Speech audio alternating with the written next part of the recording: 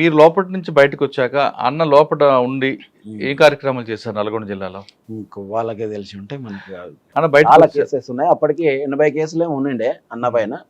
ఇక అప్పుడు వినాయక్ ప్రభాకర్ ఆప్టే అని ఒక ఆయన నల్గొండ ఓఎస్డి ఉండే, ఓఎస్డి ఉండే మామ్నార్లో. ఆయన ఒకటే అడుగుతుండే, చెప్పన్నా చెప్పు, అన్నం తీసుకురా, బయటికి తీసుకురా, మేము ఉన్నాము, ఏం కానీ అది ఇది అని చెప్పేసి అంటే ఆయన ఎస్పీ బాలసుబ్రహ్మణ్యం ఉండే ఎస్పీ అప్పుడు. వాళ్ళిద్దరు బాగా ఇబ్బంది పెట్టి నన్ను తీసుకురా అంటే అన్న అనుకోకుండా ఒకసారి హైదరాబాద్లో మా రిలేటివ్ దగ్గర ఒక ఫోన్ కాల్ లింక్ పెట్టుకొని బయటకు వచ్చేసి ఆయన బెంగళూరులో పోయి ఉన్నాడు. ఆ ఫోన్ కాల్ వల్ల మన వాళ్ళు కలవడం వల్ల ఫోన్ కాల్లో నేను బెంగళూరు వెళ్ళాల్సి వచ్చింది. అప్పుడు నేను అమ్మని తీసుకొని బెంగళూరు పోయి మాట్లాడి అంతా చేసి, సరే ఇప్పుడు మనకి ఇన్ని కేసెస్ ఉన్నాయి, ఇప్పుడు నేను వచ్చి సరెండర్ అయ్యేది ఏంది, అవసరం లేదు, మనకు ఇబ్బందులు చాలా అయితే తిరగలేము, నీవే ఎన్నో ఇబ్బందులు పడి తిరుగుతున్నావు కదా అని అంటే సరేలే అని చెప్పి ఆ విషయాన్ని అనుకోకుండా మాట్లాడి ఎస్పీ దగ్గర మాట్లాడితే మేము కేసులే లేకుండా సరెండర్ చేస్తాము అనే లెవెల్లో మాట్లాడి ఆయన్నే వినాయక్ ప్రభాకర్ ఆప్టే బాగా క్లోజ్ అయిపోయింది నా దగ్గర. వాళ్ళు ఆ నుంచి కిషన్ సార్ ఉంటాడు, కిషన్ సార్ కూడా ఉండే కొత్తకోటలో. ఆ సార్ వీళ్ళంతా ప్రోత్సాహంతో సార్ బాగా హెల్ప్ చేసిండు మాకు. కిషన్ సారు, తర్వాత వినాయక్ ప్రభాకర్ ఆప్టే సారు కొంచెం. ఆ నుంచి పోయి నన్ను బెంగళూరుకు పోయినాం. వీళ్ళు పోలీసు వాళ్ళు వచ్చారు నా వెంబడి. బెంగళూరులో అన్న ఏడ ఉంటాడో ఆడికి పోయి మాట్లాడి తీసుకొని వచ్చేసినాం. ఏం కాదు, సరెండర్ చేస్తామని తీసుకొచ్చారు. మాట ఇచ్చారు. అదే మాట నిలబడ్డారు పోలీసులు. నిలబడ్డారు. ఎస్పీ బాలసుబ్రహ్మణ్యం, వినాయక్ ప్రభాకర్ ఆప్టే వీళ్ళు ఇద్దరు కలిసి మాట ఇచ్చి వీళ్ళని పంపిస్తే తీసుకొచ్చి సరెండర్ చేయాలి. సరెండర్ అయిన తర్వాత ఆయన ఫస్ట్ నుంచి కూడా కొంచెం స్కూల్ పెట్టాలనే ఆలోచన, స్టడీలో బాగుంటుండే కాబట్టి అదే ఆలోచనతోటి స్కూల్ పెట్టేశాడు. అని మీరు బయటకు వచ్చారు అమ్మ మీద మమకారంతో. వచ్చిన తర్వాత ప్రజలందరూ మిమ్మల్ని చూసి మాజీ నక్సలైట్ అని భయపడ్డారా, లేదా మనవాడే అని చెప్పి మీకు ఆదరించారు? నేను ఊర్లోకి రాగానే ఏమైంది సార్ అంటే, ఒకటి ఎన్కౌంటర్ జరిగింది కల్వకుర్తిలో. అశోక్ అన్న చనిపోయాడు. అశోక్ అన్న వెంబడి ఇంకొక దళ సభ్యుడు చనిపోయాడు. అయితే మన వాళ్ళు పోయి చూసి ఏమైనారంటే, ఆనంద్ చనిపోయాడు, ఈయన ఆనందే అని చెప్పేసి అని పోలీసు వాళ్ళకి చెప్పారు. అసలు ఈ ఆనంద్ ఎవరు అని చెప్పేసి అని ఎస్పీ సీరియస్గా తీసుకొని ఇంటికి పంపించిండు. అప్పుడు నేను బయటికి రాలే, అప్పుడు నేను అండర్ గ్రౌండ్లోనే ఉన్నా, కొరియర్గా చేస్తున్నా. నాకు కూడా తెలియదు. ఊరు దాకా పాకింది. ఊర్లోకి పోలీసు వాళ్ళు పోయి, మీ ఓడు చిన్న తమ్ముడు చనిపోయాడు అని మా అన్న వాళ్ళను మా అమ్మ వాళ్ళని అడిగితే ఇంకా వాళ్ళంతా ఏడుపులు గగ్గోలు పెట్టి, ఈ శవాన్ని తీసుకురానికే పోతే కూడా మళ్ళీ మాకేమో ఇబ్బందులు, వాడు పోతే పోని, మాకు అయితే తెలియదు సార్, వాడు ఎవడో మాకు తెలియదు అని చెప్పేసి అని ఎవరు పోయలేరు. తర్వాత ఈ ఆనంద్ కాదు, ఇతను వేరే చంద్రమౌళి అని చనిపోయాడు అజిలాపురం వైపు, ఆయన అనుకొని అయిపోయింది. నేను ఊర్లోకి రాగానే అందరూ అరే చనిపోయినాడు వస్తున్నాడు అని, సాగర్ గారు చనిపోయిండు కదా ఎట్లా వస్తున్నాడు అని చెప్పేసి అని అందరు అడుగుతున్నారు. కానీ నాకు డౌట్ రాలే, అప్పటికి కూడా తెలియదు. మనం అప్పుడు అనుకోకుండా వచ్చిన నేను సడన్ గా అమ్మని చూడాలి అని ఆలోచన. సరే ఎందుకు అంటున్నారు తెలిస్తే ఇట్లా పోలీసు వాళ్ళు వచ్చిండ్రని ఇంటికి పోగానే చెప్పారు అనమాట. చనిపోయిన కొడుకు కళ్ళ ముందు కనబడితే అమ్మ రియాక్షన్ చాలా ఆనందపడ్డది. అసలు ఇంకా ఆమె హౌదులు లేవు, వాళ్ళ తమ్ముళ్ళ దగ్గరికి తీసుకొని పోయింది వాళ్ళ ఊరికి. వీనైతే వదలకాకండి, వీని ఇక్కడనే కట్టేయండి, వీడు పోతే దొరకడు అనే ఆలోచనతో, అంటే ఆ ప్రేమలా అట్లా చేస్తుంది అనమాట. అన్న మీరు బయటకు వచ్చారు, మీరు అన్న. అప్పటి నుంచి ఇప్పటి వరకు సాధారణ కొంతమంది నక్సలెట్లు రియల్ ఎస్టేట్ దందాలు చేసుకుంటూ సెటిల్మెంట్ చేసుకుంటూ కనిపిస్తుంటారు. అందరూ అలా కాదు, కొంతమంది మాత్రమే. కొంతమంది ఇప్పుడు కూడా పార్టీ నేర్పిన క్రమశిక్షణతోని అదే మాట మీద నిలబడి ప్రజల కోసం పనిచేసే వాళ్ళు ఉంటారు, మీలాంటి వాళ్ళు కొంతమంది. మీరు ఆ దారి ఎత్తుకోకుండా ఈ దారిలోకి ఎందుకు వచ్చారు? అంటే ఈరోజు ఈ ఉన్నటువంటి వ్యవస్థ చాలా ఘోరంగా ఉంది. చిన్న చిత్క వాళ్ళను కూడా ఇబ్బందులు పెట్టి లేనిపోని సమస్యలు ఇరికిచ్చే లెవెల్కి వచ్చేసారు. అటువంటి టైంలో మనకి ఎందుకు, మనం వచ్చినాం కదా బయటికి, మనం ఏందో మనం వద్దనుకున్నాం. పార్టీ ఎప్పుడు వెళ్ళవేళలా అది పవర్ఫుల్లే. ఎవరికైతే సమస్య వస్తాడో వాడు మళ్ళీ నక్సలైట్ అయితేనే ఉంటాడు. ఇప్పుడు మేము ఆగిపోయినామని కాదు, అది ఎల్లకాలం పుడుతూనే ఉంటుంది. దాని జోలికి మనం పోవద్దు. మనం వద్దనుకున్నాం, సరెండర్ అయినాం. మన భవిష్యత్తు ఏందో మనం మంచిగా బతకాలి, కానీ వేరే ఎటువంటి ఏ దానికి కూడా పోవద్దు అని చెప్పేసి అని మా కుటుంబం జీవనాధారం కోసం బతుకుతున్నాం. అంటే మాకు శాతగాక బయటకు వచ్చినట్లే ఒక రకంగా చెప్పాలంటే. నల్లమల్ల అనగానే ఒకప్పుడు పీపుల్స్ వారికి పెట్టిన కోట అది. అటువంటిది నల్లమల్ల పూర్తిగా పార్టీ వెళ్ళిపోవడం మీరు ఏ విధంగా అర్థం చేసుకుంటారు? అంటే అంటే ఈ ప్రజలకి ఫారెస్ట్ వచ్చేసి చాలా చిన్న ఫారెస్ట్. శ్రీశైలం నుంచి కర్నూలు ప్రకాశం వరకు ఉంటుంది ఫారెస్ట్. చాలా చిన్న ఫారెస్ట్ కావడం వల్ల వీళ్ళు పోలీసులు జల్లెడ పట్టడానికి చాలా ఈజీ అయిపోయింది. తర్వాత రాను రాను మేము సరెండర్ అయిపోయిన తర్వాత కొంత ఏమైపోయిందంటే ఈ మాజీలను తర్వాత మిలిటెంట్లను కొంతమందిని తీసుకుపోయి పోలీసు వాళ్ళు మొత్తం అడవిని ఎక్కడ ఉన్న జల్లెడ పట్టేసి ఎక్కడెక్కడ ఎట్లా తిరుగుతారు ఏంటిది అనేది తెలిసేసుకున్నారు. ఆ నుంచి ఏంటంటే మామూలు వాళ్ళని అందరినీ కూడా బయటికి తీసుకొచ్చి సరెండర్స్ చేయించారు. కొంచెం పై స్థాయి ఉన్న వాళ్ళని ఎన్కౌంటర్లు చేసి చంపిండ్రు డిపార్ట్మెంట్. అట్లా ఇక్కడ ఎవరు కూడా మిగలలేకపోతున్నారు. అందుకని అందరు ఇప్పుడు ఏఓబి సైడు వెళ్ళిపోయినారు చాలామంది. అంటే మీకు మాజీ నక్సలైట్ అనగానే ఒక ముద్ర ఉంటుంది, ఆ, అది ఒక విధంగా గౌరవంగా చూపిస్తారు. కొంతమంది దాన్ని చెడుగా కూడా మార్చి ఉంటారు. ఆ. చెడుగా చూపించిన సంఘటనలు వచ్చాయా, లేక గౌరవప్రదంగా ఉన్న సంఘటనలు ఎదురుపడ్డాయా? రెండు ఉంటాయి సార్. బయటికి రావడంతో ఏంటంటే చెడు ఉంటుంది, మంచి ఉంటుంది. ఇప్పుడు ఎవరికి కూడా అందరు ఈయన మంచి అని అయితే ఏం అనుకోరు. అసలు యాక్చువల్గా ఏంటంటే దళంలో ఉన్నప్పుడు ఉన్నంత ఆనందం మాకు బయటకు వచ్చిన దాకా లేదు.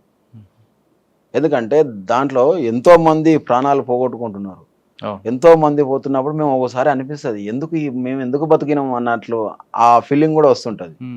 ఇక బయట ఎన్నో సమస్యలు, బాధలు, బతుకులు ఒక్కొక్కరు ఒకలాగా మాట్లాడడం, వీడు శాతగాక వచ్చింది అనుకోవడం, లేకపోతే వీడు ఏదేదో చేస్తున్నాడు, ప్లాట్లు అమ్ముతున్నాడు, రియల్ ఎస్టేట్ చేస్తున్నారు, ఈ విధంగా అంటుంటారు. ఇంకా మనం అంటే ఎవరికి పార్టీకి నష్టం కలిగించకుండా, తర్వాత పోలీసు వాళ్ళకు నష్టం కలిగించకుండా అందరినీ కంట్రోల్ చేసుకుంటే ఎట్లనో బతికి ఈరోజు బయటపడ్డాం. ఇప్పుడు ఏంటంటే కొంచెం ఫ్రీనెస్ వచ్చింది, ఉంటున్నాం హ్యాపీగా అంతే. కానీ కొంతమంది బయటకు వచ్చాక హత్యలు గురవడం జరుగుతుంటాయి కదా మాజీలు.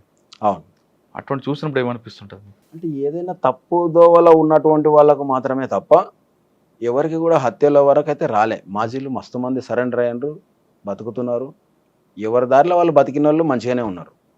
ఇక కొంతమంది బయటికి వెళ్ళి ఆశలకు ఎక్కువ పోయిన వాళ్ళు కూడా ఇబ్బందులలో పడిపోయారు తప్ప వేరే ఎలాంటిది అయితే ఏం లేదు.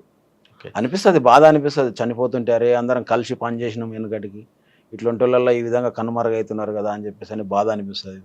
అంతెందుకు మనం ఏమంటే తిరిగిన వాళ్ళు ఎంతోమంది అమరులు అయిపోయారు. ఈరోజు మనం బతికి ఉండి ఎందుకు బతికినామా, అసలు దాంట్లోనే ఉండి మనం కూడా చనిపోతే ఎంత మంచిగా ఉంటుండే అని కూడా అనిపిస్తుంటుంది. నక్సల్స్ అనగానే, మాజీ అనగానే మనకు ఫస్ట్ వచ్చే పేరు నయీం. నయీం ఎప్పుడైనా ఎదురుపడ్డాడు మీకు? నయీం జైల్లో ఉన్నప్పుడు బాగా పరిచయం. ముషిరాబాద్ జైల్లో అన్నంబడి ఇద్దరు ఉన్నారు, చాలామంది ఉన్నారు. అప్పుడు నయీం కూడా ఉన్నాడు. ఆయనతో పాటు నమాజ్ వీళ్ళు కూడా చేసేది, అందరు నమాజ్ చేస్తుండ్రి. అంత నయీం కలిసేది. అప్పుడు జైల్లో కూడా మాట్లాడుతుండే నా దగ్గర. అందరం అప్పుడు మాట్లాడిందే తప్ప బయటకు వచ్చిన తర్వాత నల్గొండ వాళ్ళు కొంతమంది ఫోన్ చేసి ఇట్లా అన్న రమ్మంటున్నాడు, కలుస్తామంటున్నాడు. అంటే మనకి ఎవరితోటి అవసరం లేదు, పార్టీ వద్దనుకున్నాం, బయటకు వచ్చినాం, సరెండర్ అయినాం అంటే దానికి ఎలాంటి మనం డోగా లేకుండా మన పని ఏందో మనం చూసుకోవాలి. మన నుంచి కాదు అనుకొని వచ్చినప్పుడు వదిలేసుకున్నాం అంతే తప్ప మేమైతే రాము ఒక్కడ అని చెప్పేసి పోలేదు. జైల్లో ఉన్నప్పుడు అన్న నయీం కలిసి ఉన్నారంటున్నారు. అవును. అదే టైంలో నయీం బయట కొన్ని కార్యక్రమాలు తమ్ముడు ద్వారా చేయించేవారు, సెటిల్మెంట్లు కానీ లేదా నాకు కావాల్సిన వస్తువులు తెప్పించుకోవడం. ఆ క్రమంలో మీకు ఎప్పుడైనా ఎదురుపడి పలానా వస్తువు కావాలని కానీ లేదంటే పలానా పని చేసి పెట్టిన ఎప్పుడో మీకు ఆదేశించాడా?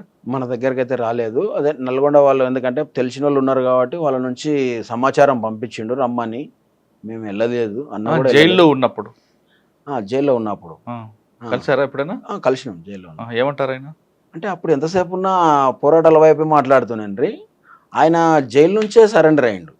తర్వాత అన్న వాళ్ళంతా బయటకు వెళ్ళిపోయిన తర్వాత నేను చెంచల్ కూడా జైల్లో ఉన్నప్పుడు బయటకు వచ్చిండు. అప్పుడు ఎందుకు జరిగిందంటే ఈదన్న అని ఒక ఆయన ఉండే, హుసేన్ బి భర్త, మర్డర్ అయింది. హుసేన్ బి భర్తను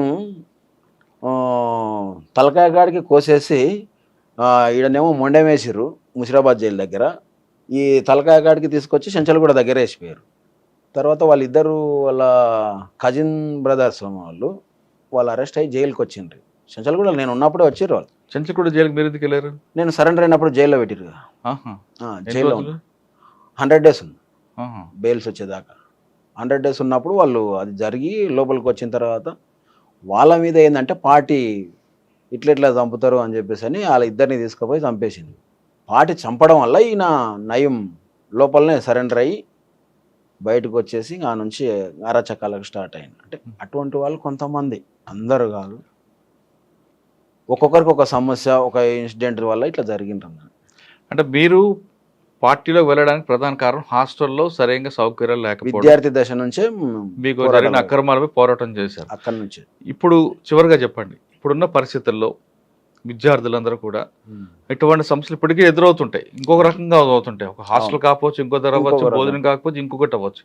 ఇటువంటి సమస్యలకు పోరాటం చేయాలంటే ఆ పోరాటం ప్రజాస్వామ్యబద్ధంగా చేయమంటారా, లేదు మీలాగే ఆ దారిలో వెళ్ళమంటారా? అంటే ప్రజాస్వామ్యబద్ధంగా అంటే ఈ వ్యవస్థ ఎట్లా ఉంది అంటే ఎవరైతే డబ్బు ఉంటే వాడే హై రేంజ్లో వెళ్ళిపోతున్నాడు తప్ప మామూలు ప్రజలు ఎవ్వరు కూడా పోవడానికి, వాళ్ళకి లాస్ట్ తిండికి ఎక్కడైతే ఇబ్బంది ఎదురవుతుందో, కష్టాలు ఎక్కడ మొదలవుతావో వాళ్ళు కంపల్సరీ కమ్యూనిజం వైపు వెళ్తారు. ఏ విద్యార్థి అయినా కంపల్సరీ ఆలోచన స్టార్ట్ అవుతుంది. ఇంకా వీళ్ళు నిర్బంధం ఎంత చేస్తే అంత తొందర స్టార్ట్ అవుతుంది. ఇప్పుడు ఉన్నటువంటి ప్రభుత్వాలు చేసేటువంటి నిర్బంధాలను బట్టే చాలామంది ఆకర్షితులవుతారు. కాకుండా ఉండాలంటే ఏం కమ్యూనిజం చేయాలి? అనేది ఎప్పటికీ కూడా ఆగదు, ఖచ్చితంగా పెరుగుతుంది. తగ్గిపోతుంది అనేది అయితే మాత్రం ఉండదు. నేను ఆ విధంగా చెప్పవచ్చో చెప్పకూడదో కానీ అంటున్నా. ఎందుకంటే సమస్య వచ్చినోనికల్లా ఏమవుతాడంటే అటువైపు ఆలోచన చేస్తారు. అవును. చాలామంది స్టూడెంట్స్ చేస్తారు. ఇప్పుడు కాలేజీలో ఉన్నటువంటి పిల్లలు కూడా ఉద్యోగాలు లేవు. తెలంగాణ ప్రభుత్వం ఉన్నంతకాలం అసలు ఎవరికి కూడా రాలే, జాబ్సే వేయలే. మళ్ళీ ఇప్పుడు కొత్త ప్రభుత్వం వచ్చింది, కాంగ్రెస్ ప్రభుత్వం, ఈయన వేస్తాడా వేయడకూడదు. అంటే ఇటువంటి వాళ్ళు ఎంతోమంది వెయిట్ చేస్తూ ఏమైపోతారంటే ఇవి ఇంతే, ఈ ప్రభుత్వాలు సవ్యంగా జరగవు కాబట్టి ఈ వ్యవస్థ నుంచి మారము అనే ఆలోచన వచ్చిన వాళ్ళందరూ కూడా మ్యాక్సిమం అటువైపు చూస్తారు. ఎప్పటికీ ఆగదు. అంటే నేను అంటున్నది ఏంటంటే ఒక రైలు టైపు ఈ నక్సలిజం అనేది అని అనుకుంటున్నాను. ఇప్పుడు ఈ నుంచి ఢిల్లీ పోతుంది ట్రైను, సికింద్రాబాద్లో బయలుదేరేదంటే ఢిల్లీ దాకా వెళ్తుంది. దాంట్లో ఎక్కే వాళ్ళు ఎక్కుతూనే ఉంటారు, దిగే వాళ్ళు దిగిపోతూనే ఉంటారు, మళ్ళీ అక్కడ ఎక్కే వాళ్ళు ఎక్కుతుంటారు, లాస్ట్ గమ్యం అయితే చేరుతుంది. ఈ కమ్యూనిజం అనేది కూడా అట్లే ముందుకు వెళ్తుంది అనేది నా ఆలోచన, నా అభిప్రాయం. ఎప్పటికైనా సమస్య వచ్చిందంటే ప్రతి ఒక్కరు నక్సలైట్ కావాల్సిందే, అవుతారు కూడా. నేను కావాలని అంటలేను, మీ అభిప్రాయం? మా అభిప్రాయం. రైట్.